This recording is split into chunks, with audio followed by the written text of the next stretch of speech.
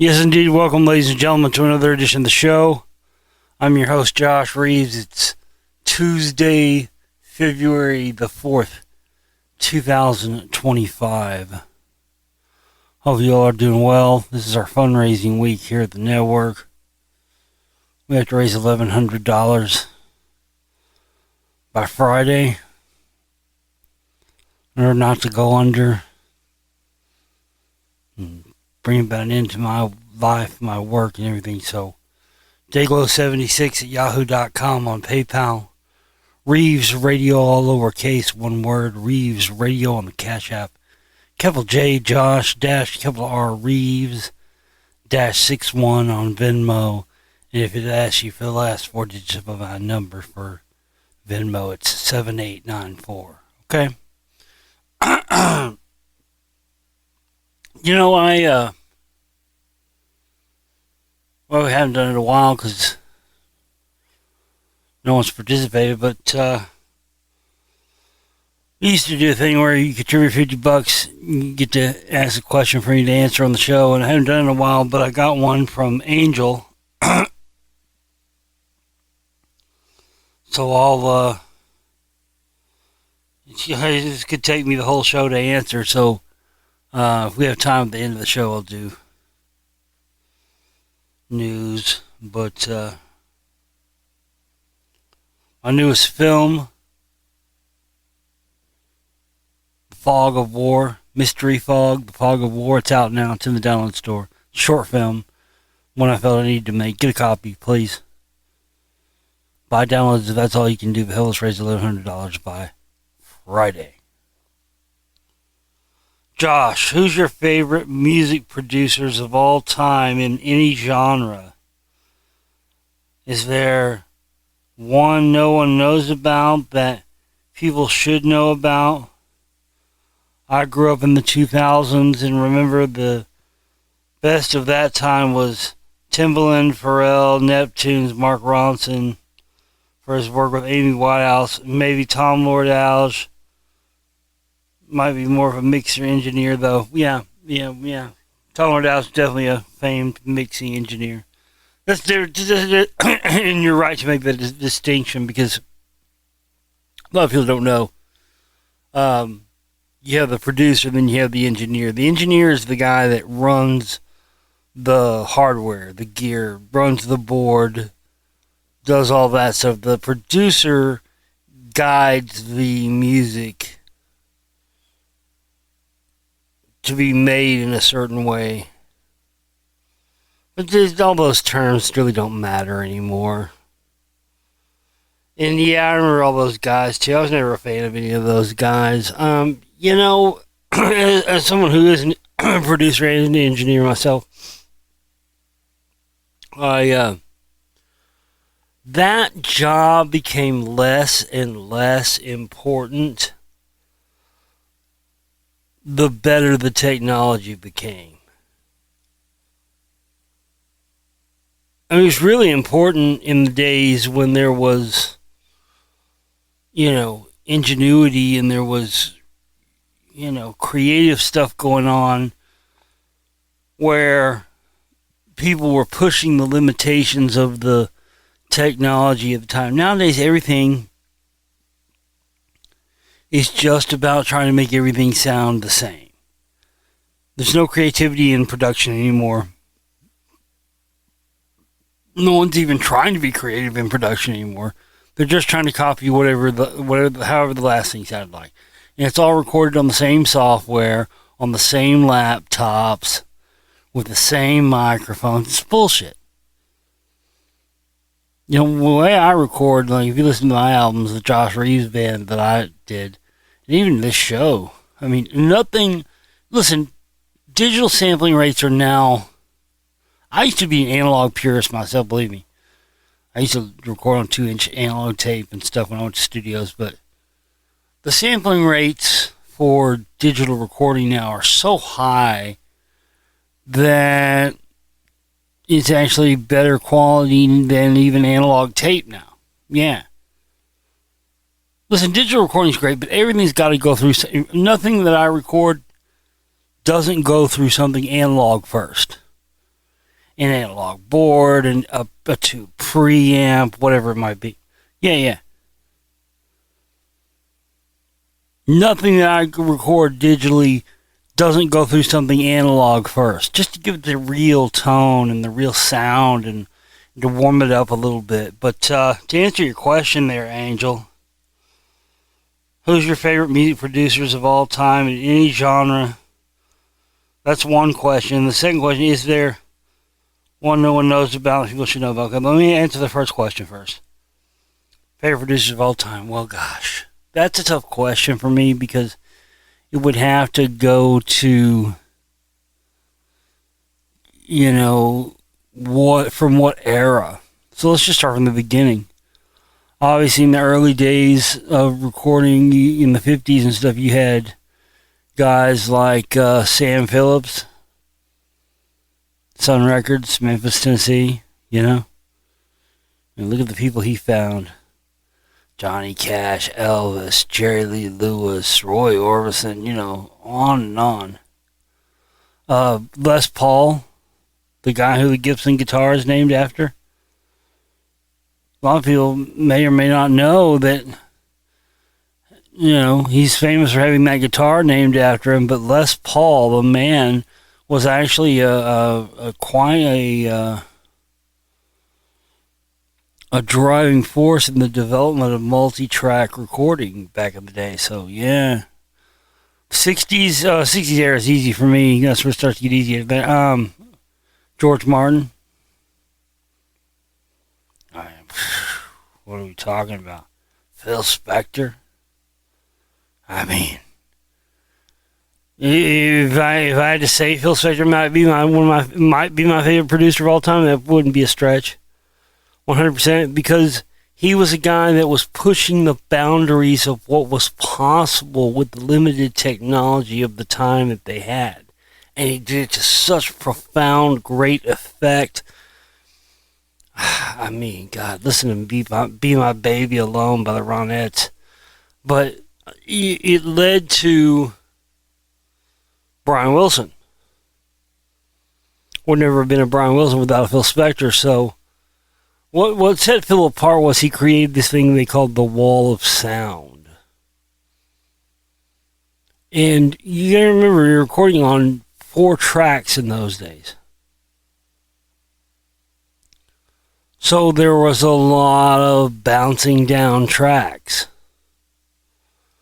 Meaning you recorded all live to the 4 tracks, and you bounce it down to 1 track on another machine. And then you got 3 more tracks you can add stuff to.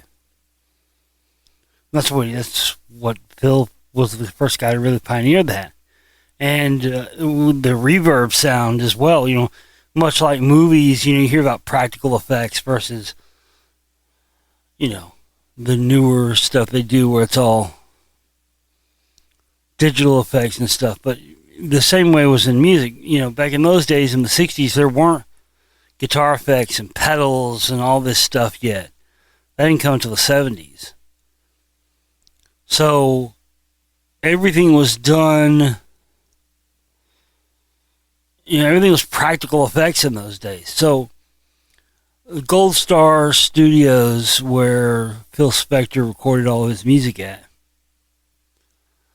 the secret to his sound, the sound that Brian Wilson wanted so bad for so many years, was the reverb sound. And again, they didn't have, you had plate reverbs and stuff like that, but everything had to be done practically. So they had this reverb chamber at Gold Star Studios in California, and one day I'm going to recreate one of these. I want to create them on a small scale. Basically what they did was they took like a big, one of those, those like oil tanks that are like on the outside of places, or a propane tank or something like that. They fill it up with heating oil and stuff, and it sits on the outside. Okay, well, they took one of those and they installed a speaker in one end of the empty tank. And they installed a microphone on the other end of the empty tank. It was in mono, of course. So when you would send a signal to the reverb tank, it would go through a loudspeaker inside of the tank, reverberate through the tank, and then the microphone would pick it up. That's what the Phil Spector reverb sound is. It's a speaker in a tank with a mic on it. That's all it is. Yeah, but it's this legendary sound, you know. Probably my favorite Phil Spector album he ever did was the first George Harrison solo album, All Things Must Pass. I mean, talk about a fucking monster of an album, and just that Phil Spector touch to it with the reverb and the layering and all this. You know, and a lot of that album, the band on the album, and George had some people he brought in for the album too, but a lot of that band was the same guys that were Derek and the Dominoes. You know, Eric Clapton and Duane Allman. I think Peter Frampton was on that album. And yeah, it's just they just brought the wall of sound and combined it. You know, because Phil Spector had been working with the Beatles towards the end. So, but yeah, I love all those. George Harrison, All Things Was Past, really. So Phil Spector, okay, that's 60s. Brian Wilson, I said. So let's move into the 70s now. Gosh. Terry Brown, the guy who did that run of Rush records, I think from the very first record all the way through to maybe like Signals or one of those albums in the early 80s. Yeah, so Terry Brown, the producer of Rush. Roy Thomas Baker. I love Roy Thomas Baker. He produced Bohemian Rhapsody. He produced The Night of the Album. That first run of early Queen albums. All albums up until A Day at the Races, I think, were all produced by him. He was a great producer. And then the next producer they got after Roy Thomas Baker was a guy named Reinhold Mack, German guy. He produced both ELO, produced the Time record by ELO, and produced that run of albums by Queen from The Game in 1981, I think, until The Works in 85 or something like that. But anyway, Reinhold Mack, yeah. Sometimes you'll just see him just listed strictly as just Mack. You'll say produced or engineered by Mack. Listen to that Time album by ELO, recorded at Musicland Studios in Munich, which Queen later bought that studio. Yeah, and it's interesting because, you know, what you saw later in hip-hop and stuff, you'd see it became a thing for hip-hop guys to, like, shout out their producers and stuff. You know, Dr. Dre and stuff like that. Well, you fuck with Dre, nigga, you fucking with Death Row. You know, so but in rock music and stuff, it wasn't something that you did, you know. And then Queen did that. Listen to the song Dragon Attack by Queen from their 1981 album The Game. And they shout out Mac, the producer, in that song. Yeah. Gonna use my stack. It's gotta be Mac. Oh, chain to the rack. Got a dragon on my back. Yeah. Gonna use my stack. It's gotta be Mac. That's a reference to Reinhold Mack. So yeah, big Reinhold Mack fan. I said Terry Brown. Yeah, so Brian Wilson, Phil Spector, Terry Brown, Roy Thomas Baker, Reinhold Mack.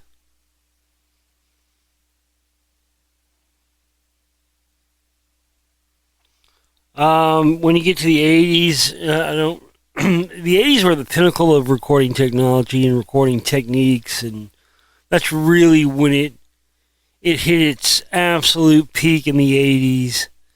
And other than technology changing, it never got any better than that. But I'm trying to think who my favorite producer from the 80s would be. I don't know if I even have one. I don't know. I'm not a big fan of 80s music just in general. So anybody I name from the 80s besides Reinhold Mack,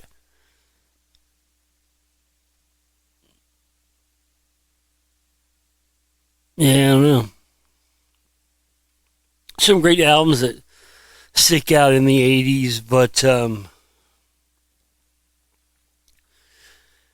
80s were kind of the beginning of the end for producers, or whether what a producer had been up to that point, because as technology and recording technology and all that progressed, as I stated earlier, producers have become less and less important, because it used to be that producer would be the one who was predominantly shaping the sound of the album, and really that's not that way anymore. And a lot of these guys don't even fucking make beats anymore. They have beat makers do it for them. You're like, fuck, dude, you're a producer. You can't even make a fucking beat.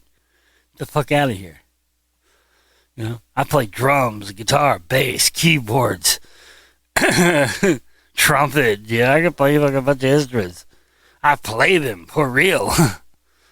Yeah, I don't fucking program this shit, you know. Yeah, I love keyboards, I love synthesizers, but I actually play them.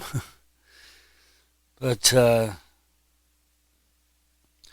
yeah, into the 90s, same thing started to happen. Although you still had certain guys who stuck out and are remembered, like Butch Vig. Butch Vig was the drummer for the band Garbage. He produced Nirvana. He produced Smashing Pumpkins. He was one of those guys where we talked about earlier, you know, you have the producer and you have the engineer. Butch Vig was one of those guys where if you were doing a session with Butch Vig was going to be he was going to be the producer and the engineer. You know what I mean? He's going to be back there running the board. He had, I remember hearing Nirvana talk about how he had one of the first, you know, Pro Tools setups when they were making Nevermind. It would, you know, take like 20 minutes to render just a little bit of audio. It was just terrible. But he was an innovator. I mean, he's very important to 90s music. Butch Vig, I'm sure there's a lot more. I'll probably think of later, and I'll have to come back and do an addendum to this. But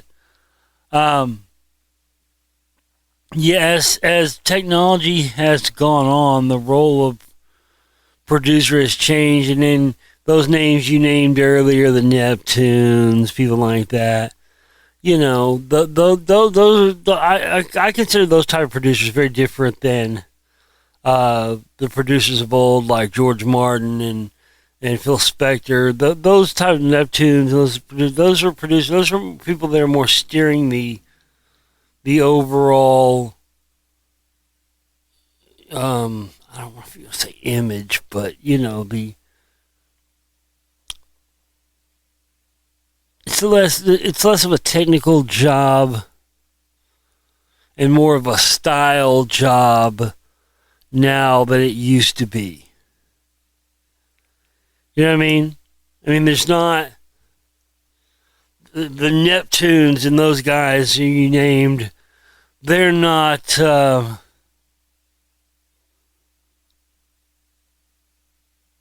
making technical strides with the equipment itself that are changing the sound of the music. They're not doing that. That's what producers used to be. Oh, the Johns brothers. Glenn Johns, Andy Johns, those guys. They worked with Led Zeppelin in both producer and engineer roles. Yeah, Glenn Johns, Andy Johns. Yeah. I actually, back when I was filming my Lost Secrets of Ancient America film, I went to Muscle Shoals Sound in Muscle Shoals, Alabama. This is before Dr. Dre and Jimmy Iovine bought it and turned it into a museum. It was just this weird collector guy that owned it. we were filming outside of it, and he comes out there and he goes, "If you guys turn your cameras off, I'll let you come inside and I'll show you around." So I got to see the old Muscle Shoals sound studio before they redid it. Oh, it was magic. I got to sing in the exact spot where Mick Jagger sang the vocals for Wild Horses. Yeah, and I could hear it. Wild horses. I could hear the reverb, the natural reverb of the sound of my voice echoing off the wall that you hear on Mick Jagger's voice on that recording. Yeah, it was incredible. I got to touch and put my hands on the board. On the board that Glenn Johns recorded Led Zeppelin 3 on. I got to touch it. I got to put my hand. It was, oh my God, it was pure magic. For me, just to, to stand in that spot. I remember it was right by the window. To stand in that spot where Mick Jagger, the exact spot where Mick Jagger cut Wild Horses at, and to sing it and hear my voice have the same reverb his voice had it on that recording, it was incredible. It's incredible. Yeah. But, yeah, that's a great question, Angel. I appreciate you asking it, man, because there's so many. I could go on forever. I know there's a lot that I'm missing, but most of my favorite producers are the people who... I got an album right here. The people who produce my favorite records,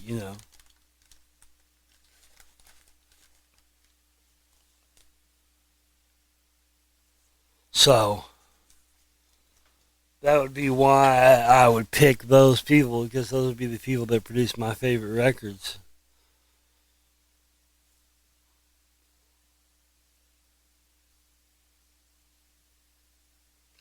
Now, to your second question, that was only question number one. People do this to me a lot. They say, I got a question for you, but really their question is like three questions, not one, but it's fine. Is there one no one knows about that people should know about? Not that I can think of, man. No, not really, because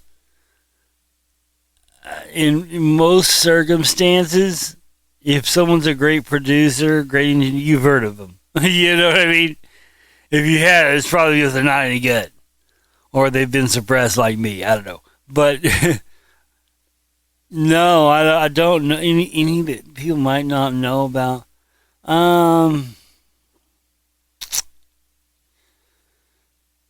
Trying to think.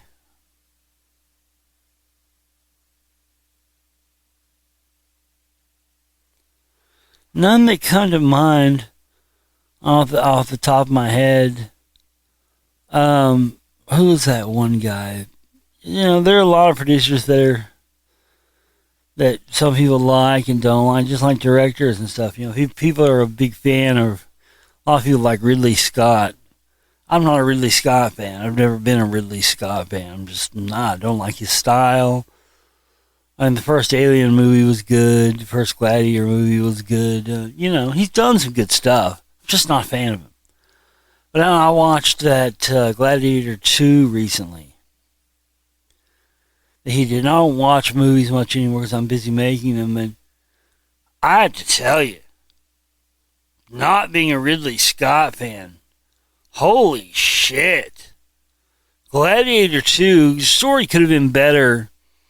But just from a technical filmmaking aspect, as someone who's a filmmaker myself, watching what that guy did in that film, technically, with a technical film aspect, it is fucking incredible. I mean, perhaps maybe the best technically made film I've seen in decades. Really. My hat's off to Ridley Scott for, again, the movie wasn't great. It wasn't bad. It was okay. You know, it was just an okay movie. You know, sometimes movies are just okay, and that's all they need to be. And Gladiator 2 it was fine. But just from a technical filmmaking standpoint, holy shit, what an achievement, Ridley Scott. I take my hat off to you, sir, as a filmmaker. My God. So, one of my favorite films of all time is Barry Lyndon by Stanley Kubrick. It's a period piece, so of course it takes place in a time before there was indoor fluorescent lighting and stuff like that, right? So all the lighting indoors before electricity had to be what? Fire, right? Torches, candles.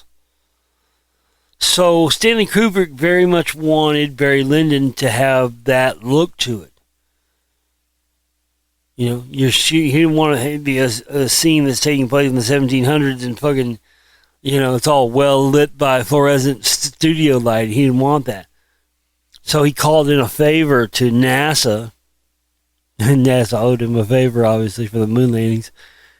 And NASA gave Stanley Kubrick permission to use the specially crafted Zeiss lenses that they had made for low light conditions to look at the moon. Stanley, of course, knew about these lenses because he worked with NASA closely, faking moon landings, obviously. And they agreed, and they sent him these special Zeiss lenses that were made for looking at low light spots of the moon, and he shot them in Barry Lyndon and shot all these scenes that are shot using only candlelight. It's beautiful, beautiful. Or, you know, you can't, anybody knows anything about filming, you can't light a picture with candlelight. It's just almost, maybe with newer cameras, it's almost impossible. You wouldn't want to do it. Well, Ridley Scott in this new Gladiator 2, has a bunch of scenes that are lit only by torchlight. It's beautiful lit, beautifully lit. There's not a trace of artificial lighting in these scenes. It's all lit with torches. And he figured it out and made it work. And it's just, you just don't know if you're not a filmmaker what a technological achievement that is. Because it's not using technology, it's using, you know, actual fire to light scenes. It's incredible. Anyway, but my point is that sometimes I hear things and I like it, and sometimes it's with things I'm not necessarily a fan of. But as far as a producer no one knows about, people should know about, oh gosh. Like I said, so many great ones. I can't think of one off the top of my head or an album that sticks out where I go, that's a great sounding album. Honestly, Roy Thomas Baker's production on Queen's A Night at the Opera, I think for me will never be topped. It just won't. I mean, that album, you know, at the time when it was released, it was the most expensive album ever made. Now that got passed up later by Fleetwood Mac and their album Tusk, which I love. I don't like Tusk. I love it. And then that record got surpassed by Metallica and their terrible, shitty Black album. Jesus Christ. You know why that album cost that much to make? Listen to the Black Album. You hear anything technologically, you know, there's no technological advancements in recording on that album or anything. So why did it cost so much? Because they are so terrible. I saw an interview with Geddy Lee from Rush one time, and someone asked him about Fleetwood Mac spending $1.5 million to make an album, and would Rush ever do that? And he goes, $1.5 million to make an album? I think you have to be pretty terrible to spend $1.5 million making an album. He has a great point. What are you spending all that money on?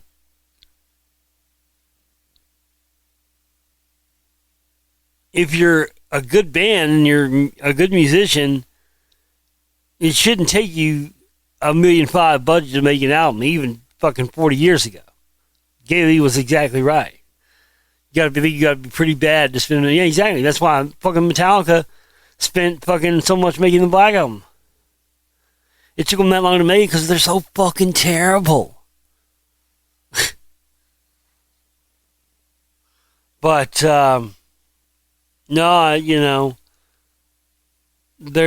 I'm trying to think of. There's a lot of great albums I can think of. Who was the guy? I can't think of his name. He did all the early Ted Templeman. Yeah, Ted Templeman. He did all the early Van Halen stuff. He did you ever heard Montrose, the first Montrose album? That's where Sammy Hagar came from before he went solo. He was in a band called Montrose. It was produced by Ted Templeman, who went on to do Van Halen later. That first Montrose, self-titled Montrose album. Montrose was set to be the American Van Halen, and it just fell apart and it didn't happen. But I really love the sound of that first Montrose album produced by Ted Templeman. And it's interesting because I'll do this sometimes because I have both these albums on vinyl. Listen to the album Tupelo Honey by Van Morrison. And then immediately when it's over, put on that first Montrose album. And then notice how different styles both those albums are. Van Morrison's Tupelo Honey and the first self-titled Montrose album. And then you realize it's the same band on both albums. Yeah, isn't that crazy? The same band that played all the music on Tupelo Honey by Van Morrison were all the same guys that were in Montrose on the first Montrose album. Yeah. Both fantastic albums.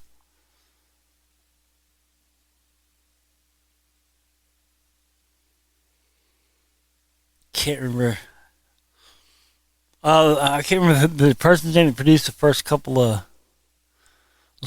Jane's Addictions albums was good. Yes, you know, there's so many. But yeah, that's my answer, you know. Phil Spector, Brian Wilson,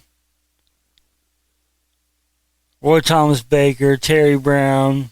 You know, those are some of my favorites. All right.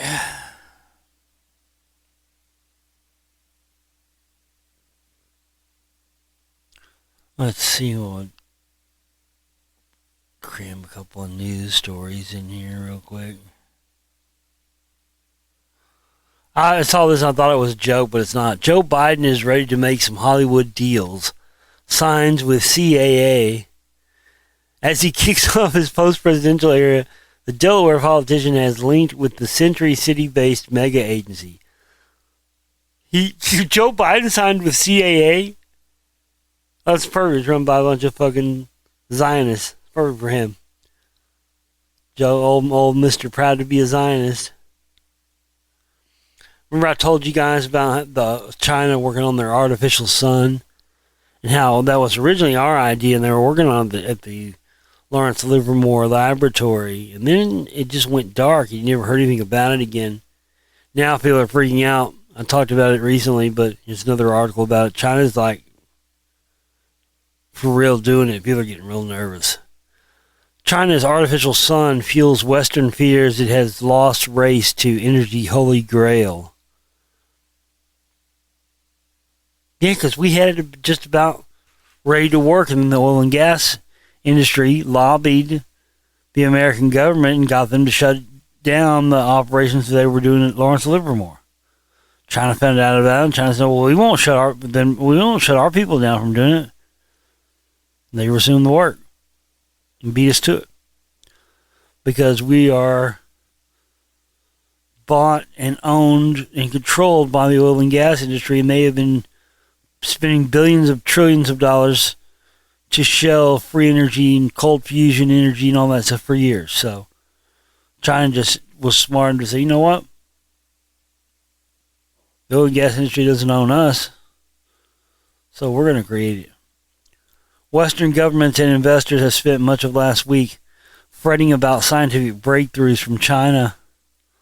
Almost overnight, the artificial intelligence company DeepSeek rose from apparent obscurity to challenge America's unassailable lead in AI, sending markets into a tailspin and marking national security and data reviews among concerned individuals.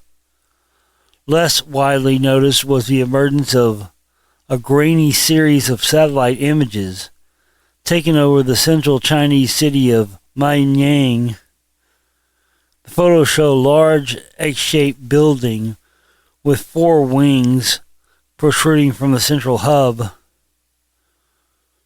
According to researchers at the national security think tank CNA, the images appear to show a giant laser nuclear fusion research center.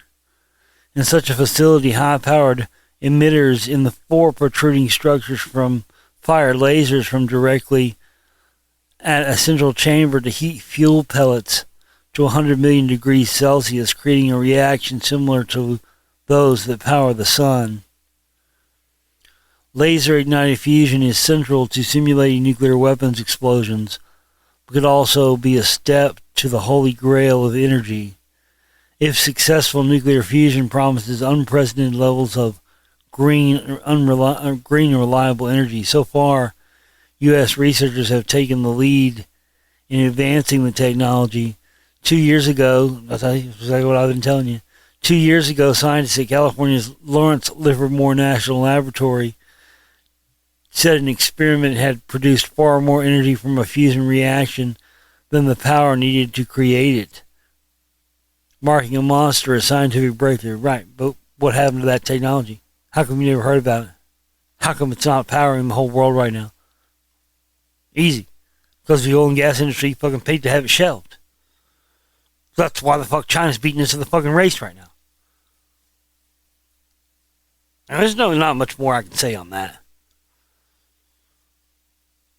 Breakthroughs and free energy and all this stuff and fusion energy, it's all been shelved by the oil and gas industry. They've paid to have it shelved for years, okay? That's all there is to it.